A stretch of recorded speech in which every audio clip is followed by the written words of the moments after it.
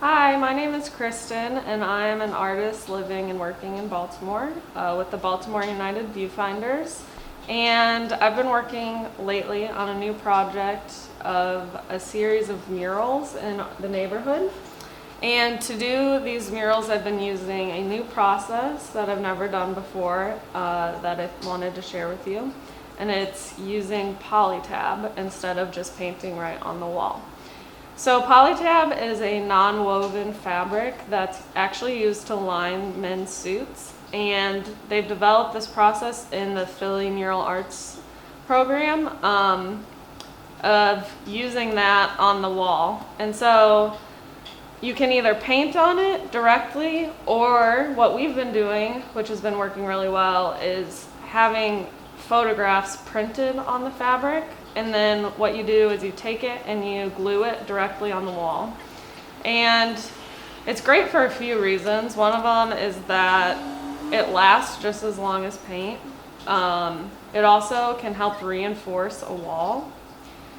And you can work on a mural in months when you can't be outside. So if you live in a place with winter and you need to work in your studio, you can paint on the fabric, and then once you're ready to put it up, it only takes like 4 days for a small mural, which is really great. So we're going to show you the materials you're going to need, each step of the process and how to do it, so you can try it on your own.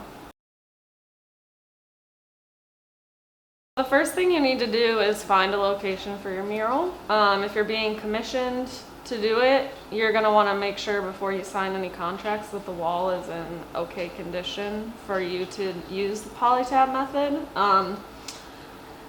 The most important thing is that the wall is in good condition and not too textured. So about the roughest texture I've done it on is brick. Which has worked well, but in Baltimore at least, we have this type of architecture surfacing called formstone. That's like this really wavy, textured, fake brick type of thing. That I don't think would work very well. You want to make sure it's not like falling apart, obviously. If it has like one wall I worked on had old paint on it that I needed to scrub away to prep it, but it still worked. And then you want to make sure it's in a spot where people are going to be, well, if this is important to you, where people are going to see it. So considering spots that get a lot of foot traffic, or depending how large you're working, can be seen from far away, are all important things to consider when finding a location. So now that you have your designated wall, we're ready to start using our materials to do our Polytab mural.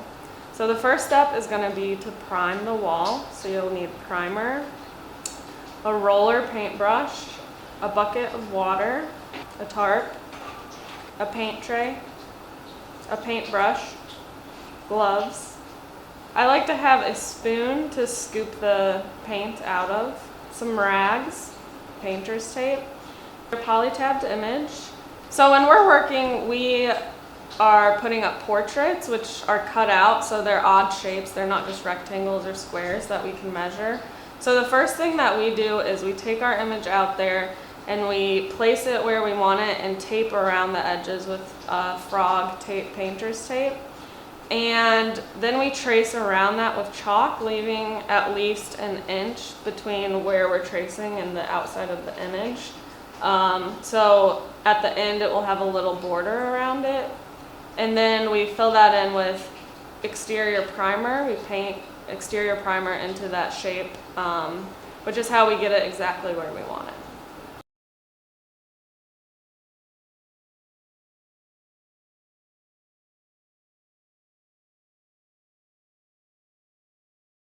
On day 2, you'll be ready to actually put the image on the wall, and so you'll need to have obviously your polytabbed image, Nova gel, a squeegee, and you're going to want to make sure that your squeegee, that the rubber part of it is not black, otherwise it leaves streaks.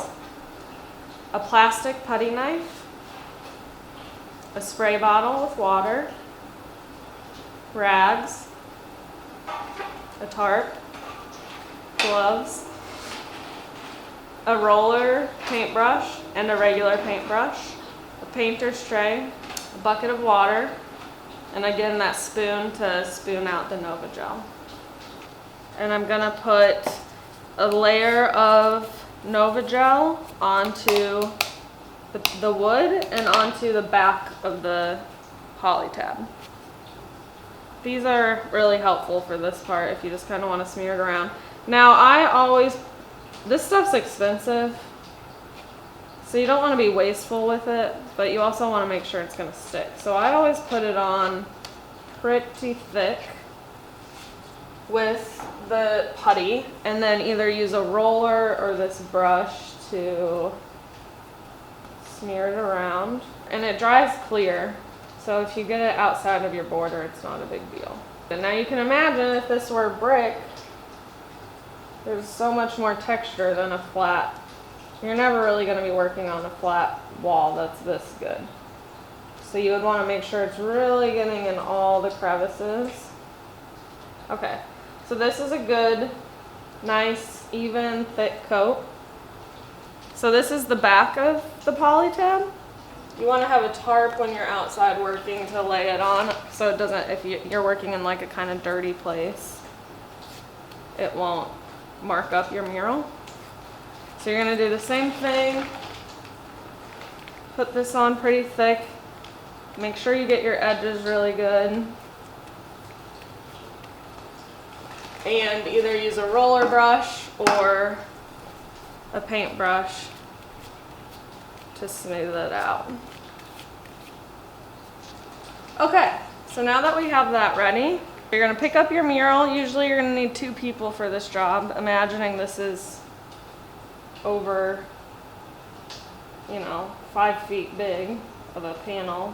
You're going to lay it on your wall, and you have a little bit of time to move it around, but you want to make sure it's centered where you had it. And you kind of just start smoothing it out with your hands on it, and then you're going to take the squeegee and you're going to apply a lot of pressure onto this and start pulling it to get out any air bubbles that could possibly be there. And that's going to bring some of the gel out as well.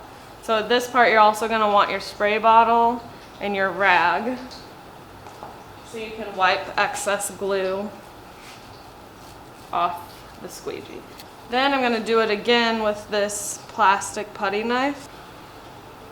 And I want to also be feeling as I go along for any air bubbles. And I go along with my fingers at the end because that's the best way to tell.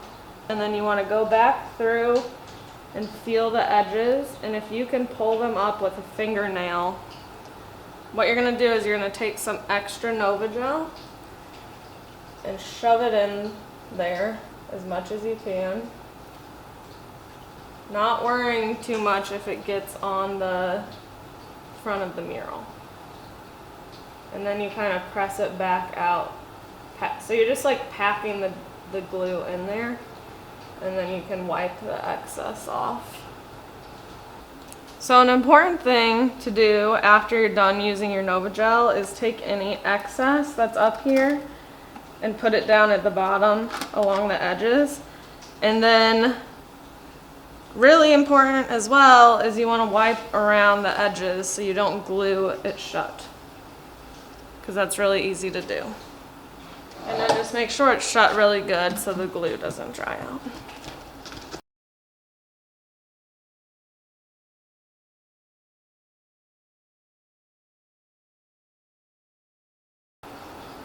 So on the 3rd day, we go back to the site and look at the mural to see if there's any air bubbles that happen, which are really common with Polytab, and you're going to want to fix that up to make sure that it's sustainable. So the things you'll need for that day are a razor blade and more Nova Gel, as well as a putty knife. So what you do if you find an air bubble that's pretty big and you want to fix it,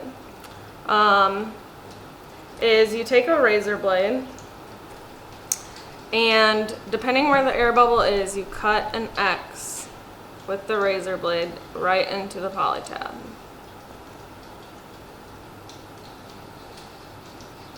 So that you can lift the Polytab back. And then what you do is you pack that air bubble full of more gel. So you basically put glue on top of it. I just use my finger, to be honest. Pack it in there as good as you can, under where the air bubble is. And then you just kind of smooth the Polytab back over it. If the X is obvious, depending on what color paint was underneath it might be, you can paint on top of it and you probably won't be able to tell.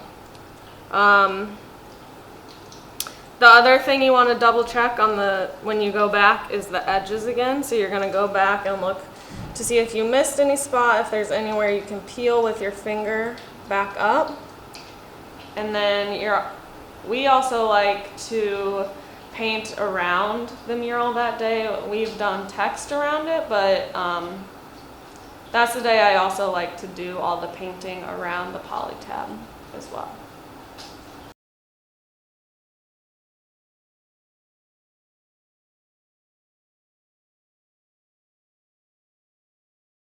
So the fourth and final step of your polytabbing is going to be to actually seal everything that you've put on the wall. This will ensure that your work is sustainable and just protect it from weathering and any other damage that might happen. We've been working with an anti-graffiti coating for our murals, but that is kind of expensive and might not be something you can budget for in your work. So really any sealer is good. You're also definitely going to want to wear gloves while you're sealing it. Especially this anti-graffiti coat is really sticky and chemically and kind of gross. So I wear gloves the entirety of the day when we're working with it. And all you're going to do is paint it on top of the image and the text or whatever you end up doing, just with a roller paintbrush. And we put ours on pretty thick just to really protect it. And the anti-graffiti coat makes it so that if someone were to tag it with spray paint or something, you could scrub that off without damaging the mural underneath. And once that is there, you just let it dry and then you're done.